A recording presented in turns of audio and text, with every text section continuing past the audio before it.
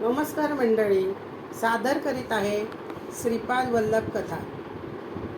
गुरुर्ब्रह्मा गुरुर्विष्णू गुरुदेवो महेश्वरा, गुरु साक्षात परब्रह्म तस्मै श्री गुरुवे नमः.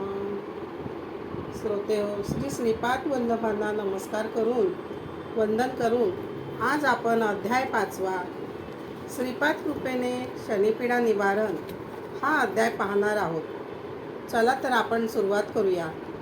शंकर भट्ट श्रीपादांच्या दर्शनासाठी पुढील वाट चालू लागला. वाटेत बालाजींच्या दर्शनासाठी तो तिरुपतीमध्ये गेला.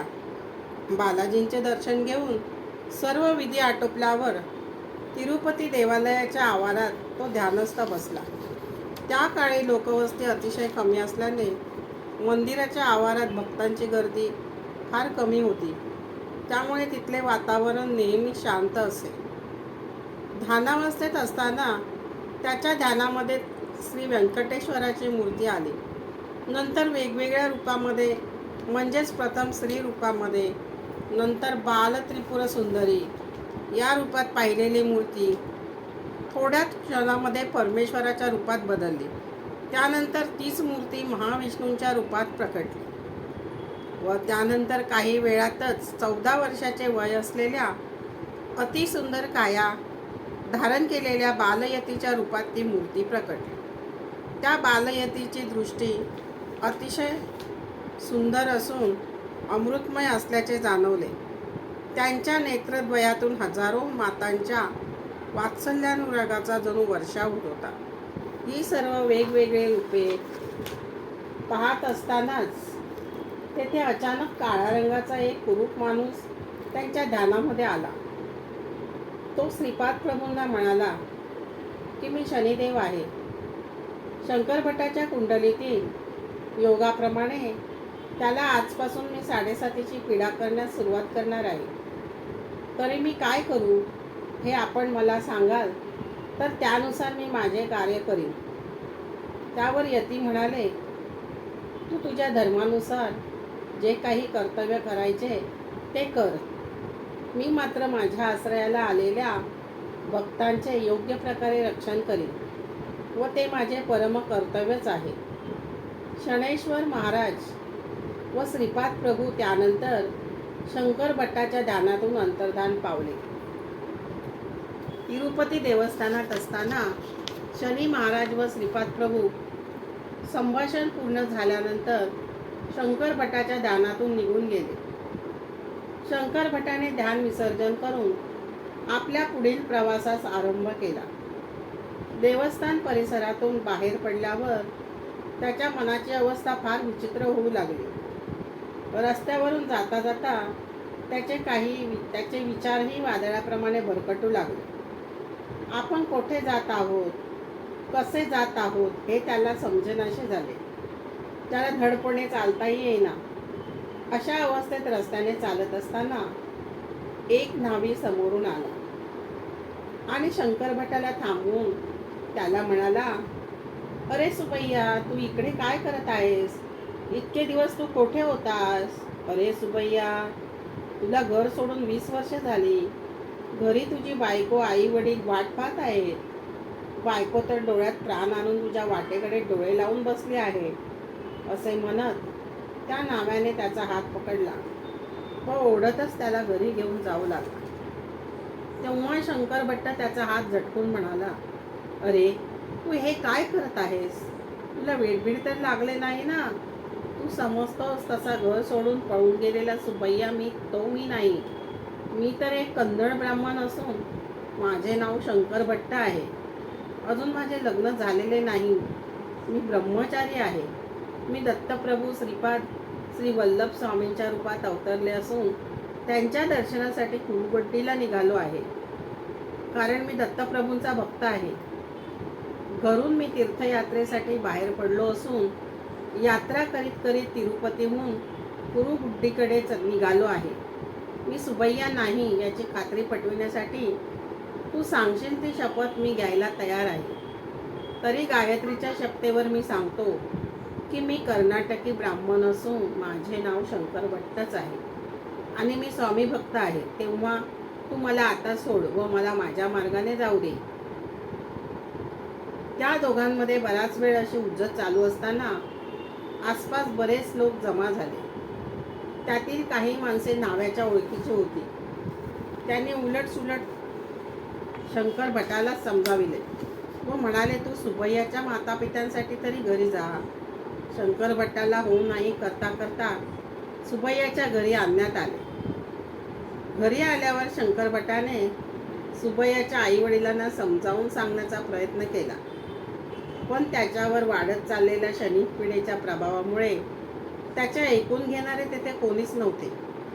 प्रत्येकजण शंकर भटाची निंदा करून त्याच्या विरुद्धच बोलायला लागला. काहींनी सांगितले की याने दाढी वाढविल्यामुळे हा ओळखू येत नाही, तेव्हा याचे मुंडन करावे, याचे जानवे सुद्धा काढून टाकावे, म्हणजे याच्या अंगातील ब्राह्मणाचे भूत उतरून हा स्वतः सुबैया असल्याचे कबूल करेल. तेथे जमलेल्या सर्व लोकांना असेच वाटले की हा सुबैयाच असून ब्राह्मण असल्याचे ढोंग करीत आहे व त्यासाठी त्याने गळ्यात जानवे घातले आहे. असे वाटते की त्याला ब्राह्मणाच्या भूतानेच पछाडलेले आहे. यावर काही उपाय आहे का, याचा जो तो विचार करू लागला.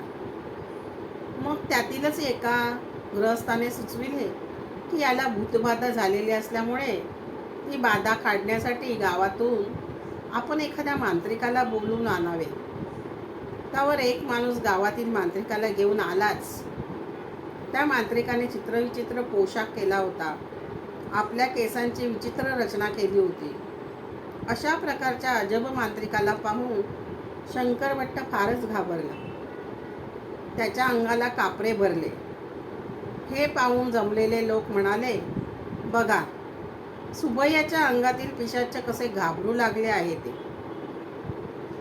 मांत्रिकाने शंकर भटाला एका खांबाला बांधून त्याच्या मुंडन केलेल्या डोक्यावर चाकूने जखमा केल्या व मंत्र म्हणत म्हणत त्यावर लिंबाचा रस व विविध प्रकारचे रस ओतले.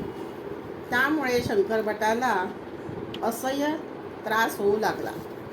हे केल्यानंतर मांत्रिकाने अग्निकुंड तयार केले व त्यात विविध प्रकारच्या वनस्पती व कडधान्ये मंत्रून टाकण्यास सुरुवात केली. त्यानंतर हातात झाडूच्या पिसाप्रमाणे पानांचा जुडा करून त्या जुड्याने शंकर भट्टाला मार देण्यास सुरुवात केली.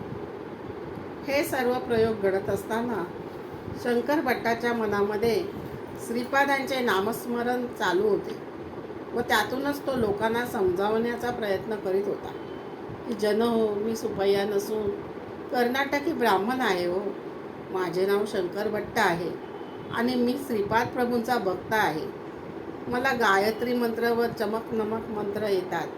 मी रोज संध्यावंदन करतो. तेव्हा तुम्ही माझ्यावर कृपया विश्वास ठेवा. परंतु हे कोणीच ऐकावयास तयार नव्हते. मांत्रिकाचा जोर वाढतच चालला होता. त्यामुळे शंकर भट्ट काही वेळातच बेशुद्ध झाला. शुद्धीवर आल्यावर त्याला दिसून आले की मांत्रिकाचा जोर आता कमी होऊ लागला आहे.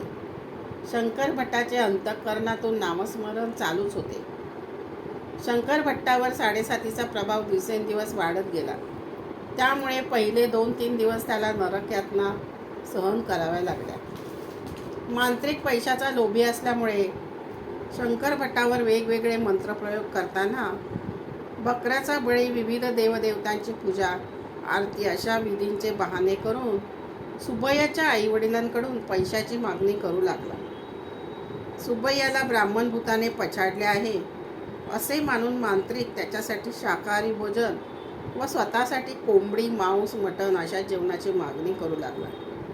मांत्रिकाला त्याचे जेवण मात्र चवीला विषासारखे लागत होते. शेवटी मांत्रिकाने शंकर भट्टावर चापकाचे फटके मारण्याचा प्रयोग सुरू केला. शंकर भट्ट भानावर असल्यामुळे शारीरिक वेदना जरी असह्य होत असला तरी अति काकुळतीने तो श्री वल्लभा शरण शरण, श्री वल्लभा शरण शरण अशा हाका मारून रडू लागला. त्याला वाटू लागले की दत्तभक्ताला एवढी मोठी शिक्षा का भोगावी लागत आहे. दत्तभक्ताला अशी नरक यातना का सोसावी लागत आहे याचे त्याला आश्चर्य वाटत होते.